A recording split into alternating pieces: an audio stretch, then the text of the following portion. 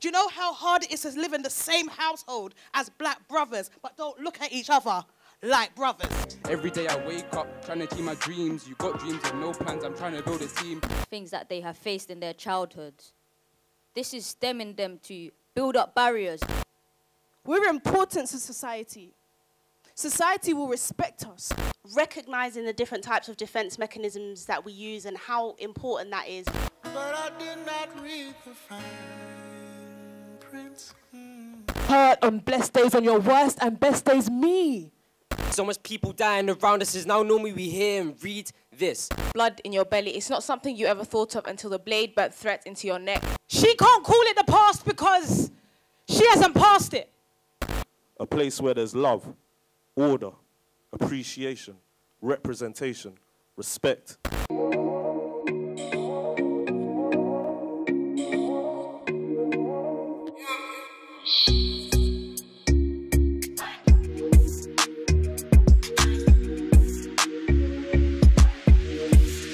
On the trap, nigga.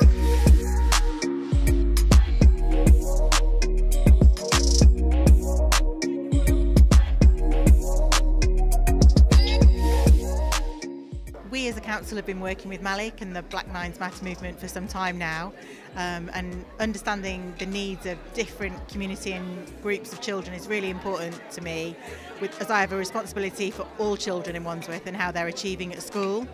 So I was keen to come to find out and hear the voices of children and young people. It's so empowering and inspiring to hear their stories and to understand their realities, and then for me to listen to that and think about how that should translate into action and the questions that I should be asking head teachers and governors and making a difference. The whole point of what Black Lives Matter has been doing, as well as they've been doing throughout that time, is just delivering the workshops, if you just rightly said so. But now the whole aim of it is to now raise up new community leaders in different fields, from lawyers to doctors to digital to whatever skill set or category that can be out there, to be able to now give them the best foundation, so that way when they do move on to those respective fields, they have a foundation that will guarantee them success. I was speaking with a friend and she told me to come down to this event. If I'm being honest, I was a bit skeptical when I came down. I didn't know what to expect, but I've came down and I have to say I've thoroughly enjoyed myself. Hearing both keynote speakers, I think was absolutely excellent. I think their rawness, their passion was very, good to hear, and I think, it's refreshing, because normally there's a lot of red tape which stops people from actually being honest and telling the truth, but I believe they've done a great job. Yeah, it brings awareness to the youth, we're going to be heard. People have a stigma on what they think that the youth does, and sometimes it's always put in a negative light.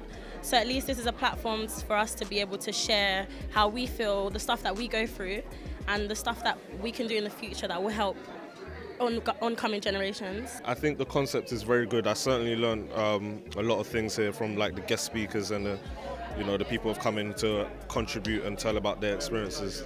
These are things you don't get to hear every day or see floating around in mainstream news, so it's very refreshing to come to an event like this. And to me, the main message I wanted to get across today is, let's just peel away that veneer of respectability, especially in the way how we are represented, or we represent ourselves as Africans, peoples of African ancestry, or Asians, so-called BAMEs. Let's look at it, and if the narrative doesn't fit our reality, rewrite it. That's all I suggest. I always say to my students, imagine your learning is an image, and somewhere in that image you are represented, but you don't see yourself in there. Draw yourself in. Back it up and make the gang go mad. Come on. Cash, all I know is stack. Yellow bags, all I know is splash. From a young age, I think this is my mum. I've always mimicked my mum when she would speak, and that's boosted my confidence. So currently I'm studying at the Guildhall School of Music and Drama, because I love spoken word, and I feel in this day and age, with all depression, mental health, it's a way that I can express myself. So last year was the first year that I actually was involved within the Black Lives Matter performance. I was asked to open up the show with a personal story, and since then I've really just been on board. I feel like it was very rewarding. I feel kind of whole. I thought, accomplished actually. All the work we put in really came out very well. Everyone was really engaged and everyone was really talking. It was great altogether. It's instrumental, it was emotional, It tells me we have a bank of creative, inspiring, genius young people, that we transfer that into a theoretical approach that challenges the system, and I feel safe in their hands, they can carry that forward. Now we live in gravy, sauce dripping like I live in gravy, yeah. Now we live in gravy. It was a very engaging workshop. I think what I enjoy most, I mean, I deliver a lot of these different types of workshops, but you get more when people contribute and give their viewpoints. And I think what we was looking at was there is an element of responsibility that we have to own for some of our musical artists. We focus on drill and trap, and we was looking at an element of blame that's been attached to the music that's created and driving the violence that's taking place. So we explored some of that, but we was also looking at a form of therapy for a lot of young people who are using music as their way out to express.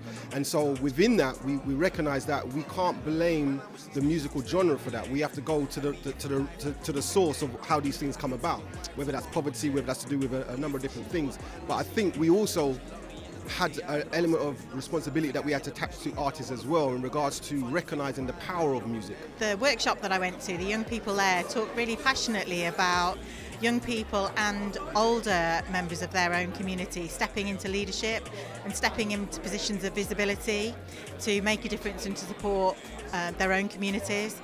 So one of the most powerful things I think the black community can do is to train and offer to step into positions of school governors. We need a really diverse community of governors so that schools can reflect the communities that they serve and understand the needs of the communities they serve. How do we get all this wealth of information and experience that people are having into the kind of heads of people that work in the statutory services so that they see that? So it's not just me, you know, and a couple of others that are hearing it. So it's people that are running these services, therapists themselves, that can start to hear it and appreciate it, what experience kids are coming from. So I think what we've got to do is try and bring some of that in, or get our people out to see some more of this. That's really important, and we've got to do that.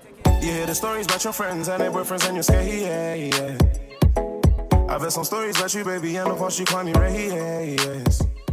I think seeing our faces in this kind of way has inspired as well everyone here, but especially us young people, because we don't often get to see ourselves in this light. So seeing ourselves in this such a great way is really inspirational.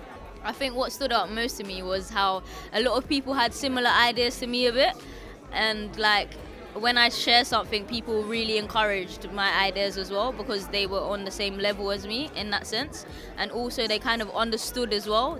We had a common understanding, and the fact that they were welcoming to new ideas and thinking about solutions of ways of which we can get to the solution. I guess what kind of stood out to me is that we actually worked really hard to get this together, and to see it come to fruition is quite happy for me. I'm quite happy to see it, actually. I enjoyed the whole day, from the performances to the guest speakers to working in the workshops, and I'll do it again, definitely. It's progressed a lot since last year. I think we had a lot, last year was a lot of talking about what some of the issues were, and today we got a lot of, well, these are some solutions that we can have. And so I think we've learnt from the adult ones that we have, and today we got a lot more kind of potential solutions to it. What really stood out was that everyone was united. We had a lot of young black men and women from different areas who were now in one place doing something positive. With that, we could see that with here, it was open, and we got the opportunity just to talk about black issues in a sense, in an open and safe environment. And we heard it from both a white perspective as well as a black perspective, which gave it more of a wider view to now see what can we now do and what kind of steps can we take going on from there.